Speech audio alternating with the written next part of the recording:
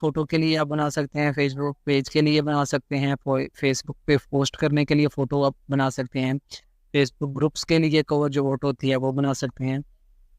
इसके साथ-साथ Facebook story के लिए जो बनती हैं फ़ोटोज़ वगैरह वो भी ना बना सकते हैं, मोबाइल वॉलपेपर बना सकते हैं, टिकटॉक के लिए आप कुछ ना कुछ फ़ोटो रेडी कर सकते हैं, फेसबुक ऐड रेडी कर सकते हैं।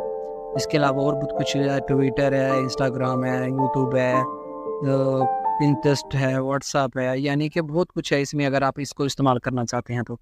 तो हम आपको सबसे पहले दिखाते हैं कि हम लोग क्या रेडी करेंगे। हम एग्जांपल लगा लेते हैं कि हम लोग यूट्यूब का थंबनेल रेडी करते हैं, तो हम यूट्यूब पे ऊपर क्लिक करेंगे थंबनेल के ऊपर।